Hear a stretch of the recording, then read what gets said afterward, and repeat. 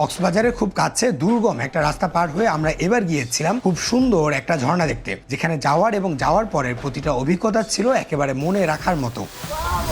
এর জন্য কক্সবাজার থেকে সিএনজি নিয়ে আমরা যাত্রা শুরু করি নাইক্ষ্যংছড়ির উদ্দেশ্যে। নাইক্ষ্যংছড়ি মূলত বান্দরবান জেলার একটি সীমান্তবর্তী উপজেলা। ভাঙাচোরা রাস্তা পার হয়ে মাত্র 1.5 ঘন্টায় নাইক্ষ্যংছড়ি পৌঁছানোর পর শুরু হয় আমাদের ট্রেকিং। প্রথমে সুন্দর উঁচু নিচু রাস্তা, একটা গবাদি পশু রিসার্চ সেন্টারের মাঝ দিয়ে আমরা চলছি আমাদের ঝর্ণার উদ্দেশ্যে। যেতে যেতে সামনে পড়ে পাহাড়ি বাইসনের মতো নানান রকমের বিভিন্ন প্রাণী।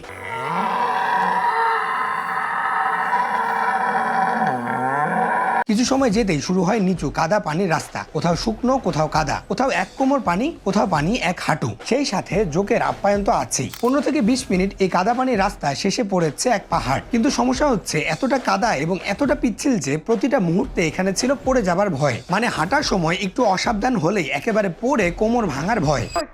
আরে আল্লাহ!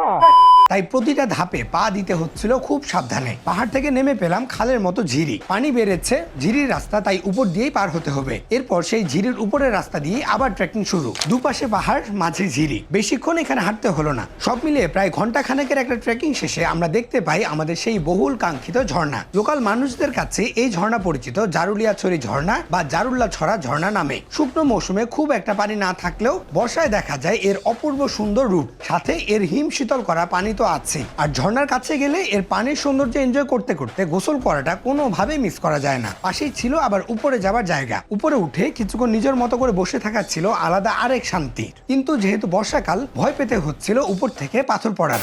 ক্লান্ত শরীরে সেখানেই পাথর ধুয়ে পরিষ্কার করে কলাপাতা বিছিয়ে খেতে বসে যায় সবাই। ক্ষুধায় সবার পেট চোচো করছে তখন। বৃষ্টির কারণে যেহেতু এখানে রান্না বান্না করতে পারবো না, তাই আসার সময় এক ছোট ভাই বাসা থেকে সবকিছু নিয়ে এসেছে। বৃষ্টির মধ্যেই শুরু আমাদের খাওয়া দাওয়া। পাশে ঝর্ণার পানি পড়ার শব্দ, তার পাশে আমাদের খাওয়া দাওয়া। এই ফিলিংসটা কি যে এক্সট্রিম তা হয়তো কেউ টাকা দিয়ে কিনতে পারবে না। সাথে যেমন বাদ যায়নি ভেসে আসা কলা গাছের ভেতরে নরম অংশ বের করে খাবার পর্ব, তেমনি বাদ যায়নি সেখানকার পাহাড়ে বেড়ে ওঠা পাহাড়ি আম গাছের ফ্রেশ আম খাবার পর্বটাও। সন্ধ্যা নেমে যাবে, বেশিক্ষণ দেরি করা যাবে না। অন্ধকারের ভয়, বৃষ্টির কারণে ফ্লাশ ফ্লাডের ভয়। দ্রুতই রওনা দিতে হবে আমাদের। ছেড়ে এলাম, কিন্তু জারুল্লাছড়া সেই ভয়ঙ্কর রূপ এবং সেই ভয়ের মাঝে আমাদের কাটানোর প্রতিটি মুহূর্ত মনে থেকে যাবে আজীবন।